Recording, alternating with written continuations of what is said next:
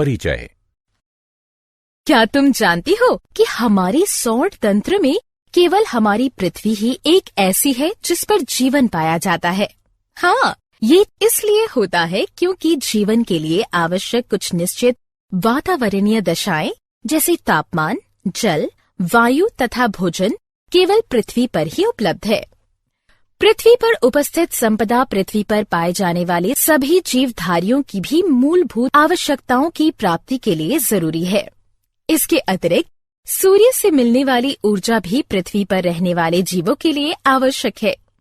जीवमंडल पृथ्वी की सतह पर जीवन को सहायता देने वाला तंत्र है, जो कि वायुमंडल में कुछ मील की दूरी से लेकर महासागरों के गहरे समुद्र की तलहटी तक फैला हुआ है। भूमि, जल तथा वायु पृथ्वी पर पाए जाने वाले संपदाएं हैं। प्राकृतिक संसाधन वायुमंडल, जलमंडल और स्थल मंडल के घटक हैं। जीवन मंडल का भौतिक भाग 3 मुख्य समूहों में विभाजित किया गया है: स्थल मंडल, जल मंडल और वायुमंडल।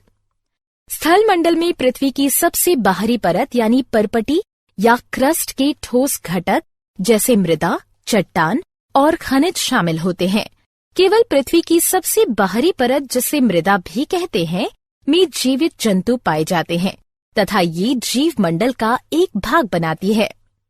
तालाब, नदियां, झील और समुद्र सभी जल मंडल के जलीय घटकों में शामिल हैं। जल पृथ्वी के सतह का लगभग 75% भाग घेरता है। जल भूमिगत भी पाया जाता है।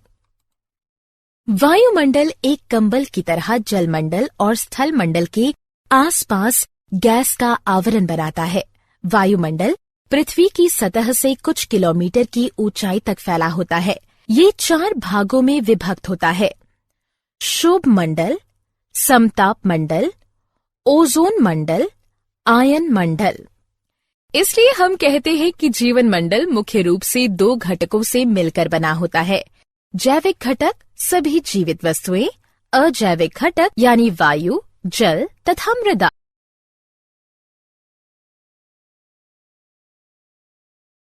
उद्देश्य। इस पाठ के अंत में आप निम्न करने में सक्षम हो जाएंगे: जीवन की श्वास वायु को समझना, जलवायु नियंत्रण में वायुमंडल की भूमिका को पहचानना, वायु की गति, पवन को समझना, वर्षा को समझना, वायु प्रदूषण को समझना, जल एक अद्भुत द्रव के गुणों को पहचानना, जल प्रदूषण को समझना।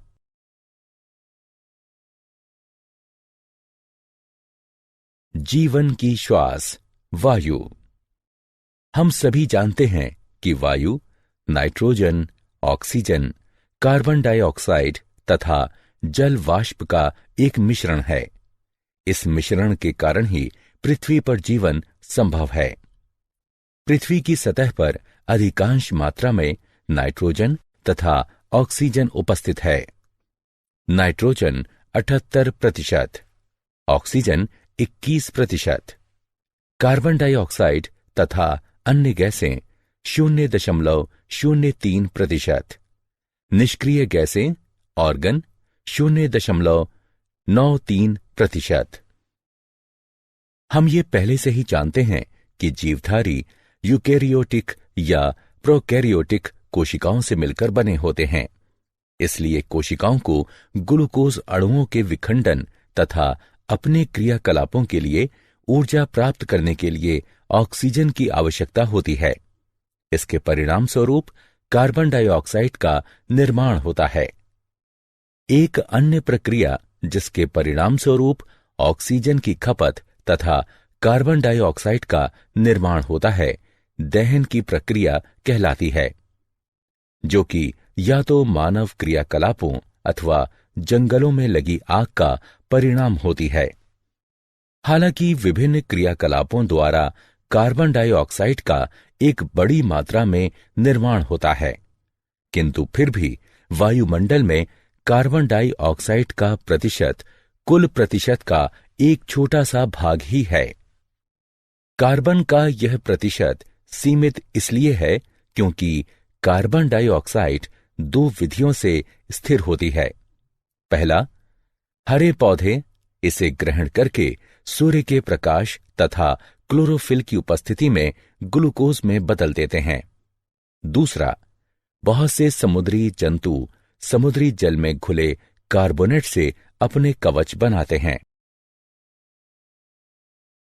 जलवायु नियंत्रण में वायुमंडल की भूमिका। जैसे कि हम पहले भी चर्चा कर चुके हैं कि वायुमंडल पृथ्वी को एक कंबल की भांति ढकता है। हम यह भी जानते हैं कि वायु ऊष्मा का एक कुचालक है। वायुमंडल दिन में तापमान को अचानक बढ़ने से रोकता है। वायुमंडल पृथ्वी के औसत तापमान का दिन के समय और यहां तक कि पूरे वर्ष भर लगभग नियत बनाए रखता है और रात के समय ऊष्मा को बाहरी अंतरिक्ष में जाने की दर को कम करता है। पृथ्वी तथा चंद्रमा सूर्य से लगभग समान दूरी पर हैं, किंतु चंद्रमा की सतह जहां वायुमंडल नहीं है, उस पर तापमान -190 डिग्री सेल्सियस से 110 डिग्री सेल्सियस के मध्य रहता है।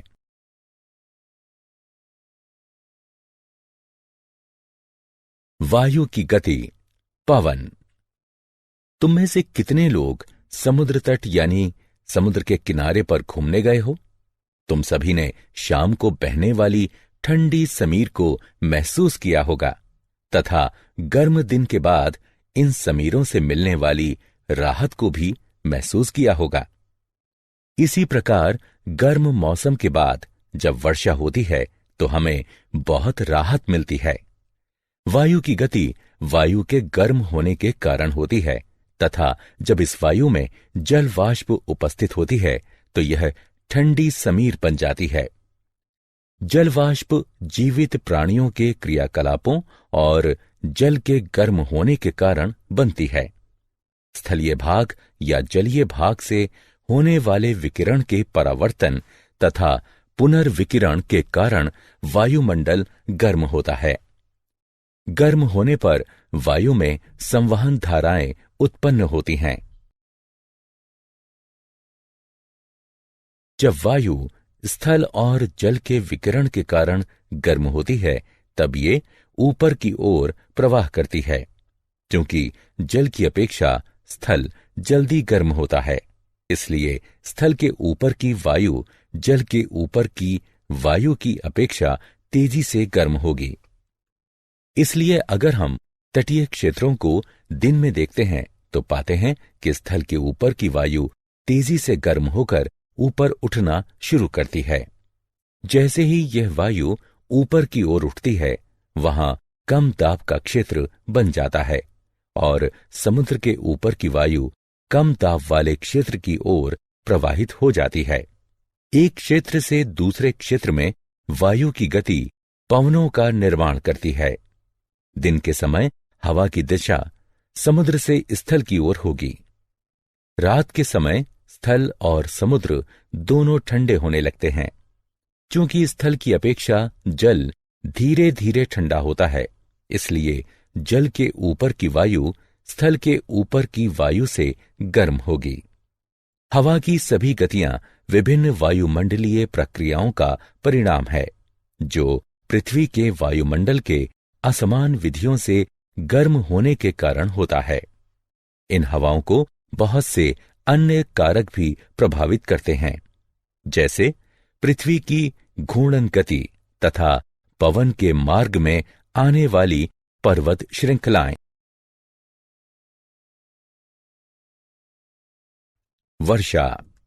जैसा कि हम सब जानते हैं कि गर्म, नम तथा उठने वाली वायु आसमान में बादलों का निर्माण करती है।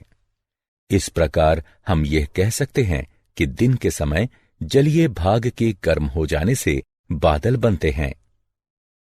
जब गर्म वायु ऊपर की ओर उठती है तो ये फैलती है तथा ठंडी हो जाती है। वातावरण में ठंडी वायु जमीन की तरफ सिकुड़ जाती है। ठंडा होने के कारण हवा में उपस्थित जलवाष्प छोटी छोटी जल की बूंदों के रूप में संघनित हो जाती है।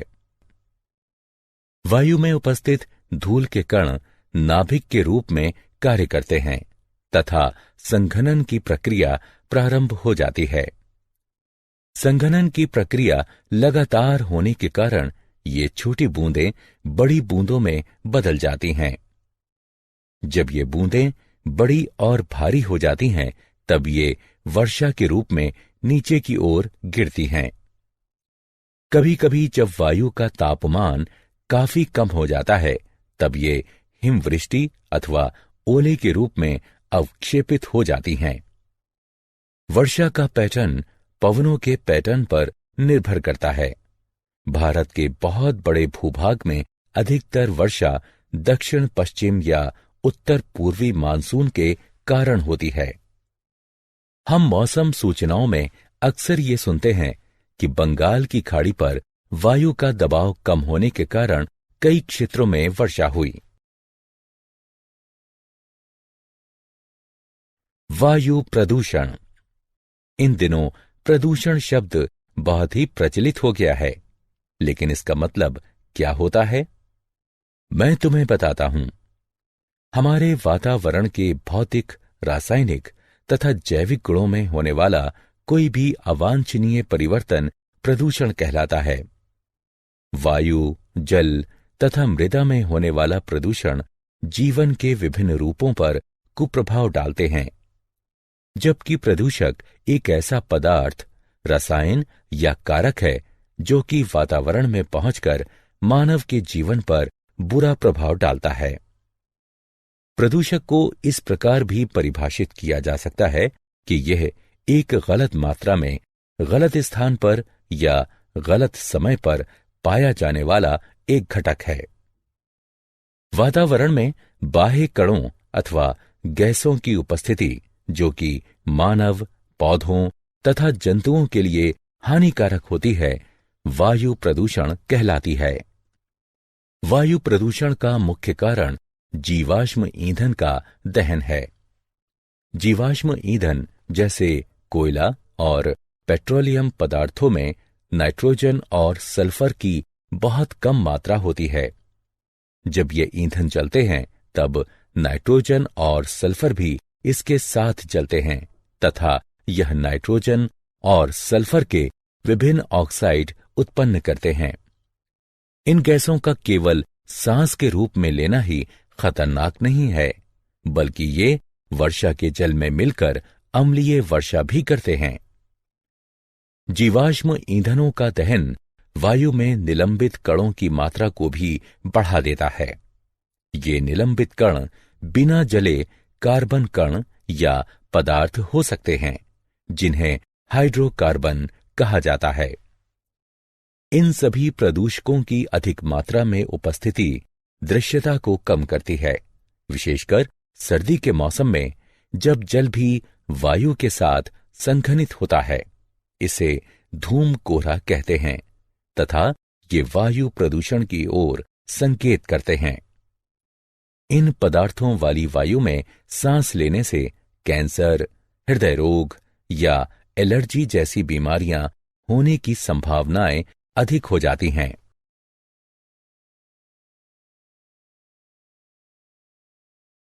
जल एक अद्भुत द्रव। जल पृथ्वी की सतह के सबसे बड़े भाग पर उपस्थित है और यह भूमिगत भी होता है। जल की कुछ मात्रा जल वाष्प के रूप में वायुमंडल में भी पाई जाती है। पृथ्वी की सतह पर पाए जाने वाले जल का कुल 97% सागरों तथा महासागरों में पाया जाता है तथा यह जल क्षारीय होता है। पृथ्वी पर 1% ही स्वच्छ जल पाया जाता है। 2% शुद्ध जल बर्फ के रूप में दोनों ध्रुवों पर तथा बर्फ से ढके पहाड़ों पर पाया जाता है। भूमिगत जल तथा नदियां, झीलें तथा तालाबों में पाया जाने वाला जल भी स्वच्छ जल होता है। स्वच्छ जल की उपलब्धता विभिन्न स्थानों पर भिन्न भिन्न होती है।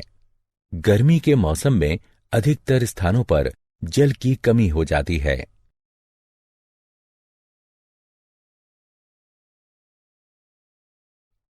जल का महत्व। जल इसलिए आवश्यक है क्योंकि सभी जीवों को जल की जरूरत है। सभी कोशिकीय प्रक्रियाएं जलीय माध्यम में होती हैं। सभी प्रतिक्रियाएं जो हमारे शरीर में या कोशिकाओं के अंदर होती हैं, वह जल में घुले हुए पदार्थों में होती हैं। शरीर के एक भाग से दूसरे भाग में पदार्थों का संवहन खुली हुई अवस्था में होता है। इसलिए जीवित प्राणी जीवित रहने के लिए अपने शरीर में जल की मात्रा को संतुलित बनाए रखते हैं। स्थलीय जीवों को जीवित रहने के लिए शुद्ध जल की आवश्यकता होती है, क्योंकि खारे जल में नमक की अधिक मात्रा होने के कारण जीवों का शरीर उसे सहन नहीं कर पाता है। इसलिए प्राणियों और पौधों को पृथ्वी पर जीवित रहने के लिए आसानी से जल उपलब्धि के स्रोत आवश्यक हैं।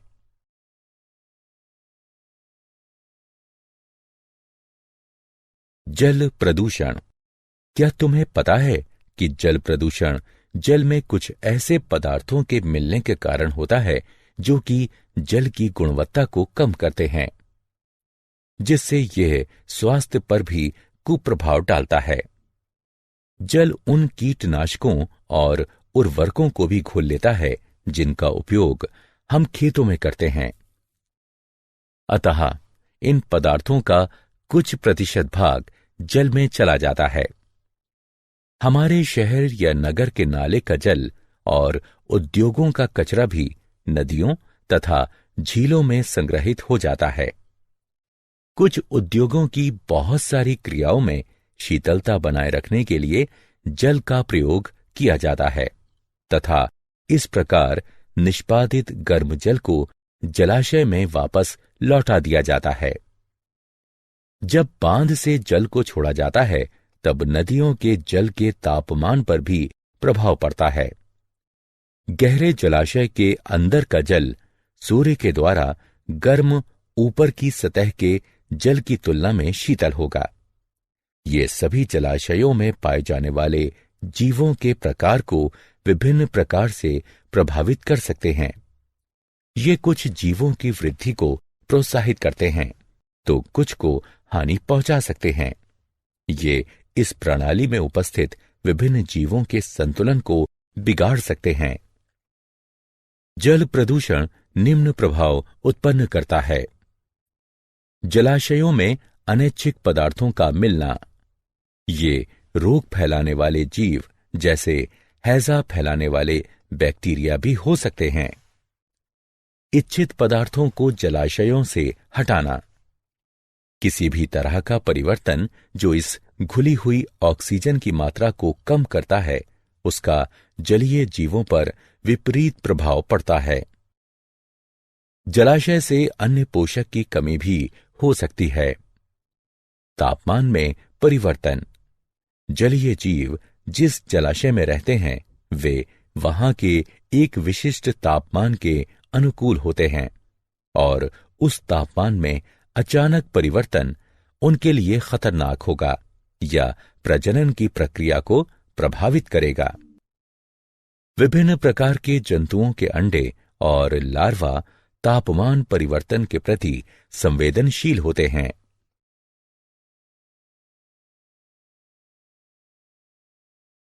क्या आप जानते हैं, स्टेच्यू ऑफ लिबर्टी SO2 तथा NO2 एवं ताजमहल मथुरा रिफाइनरी से निकलने वाले SO2 के द्वारा प्रभावित हो रहे हैं। SO2 से अस्थमा तथा ब्रोंकाइटिस आदि होने की संभावना बढ़ जाती है। 1920 में जापान में 200 लोग इटाई रोग के प्रभाव के कारण मर गए थे, जो कि कैडमियम विष के कारण हुई थी। 1989 से 5 जून को विश्व पर्यावरण दिवस के रूप में मनाया जाता है। 16 सितंबर को ओजोन परत के बचाव का अंतर्राष्ट्रीय दिवस के रूप में मनाया जाता है। अक्टूबर का प्रथम सप्ताह वन्य जीवन सप्ताह के रूप में मनाया जाता है।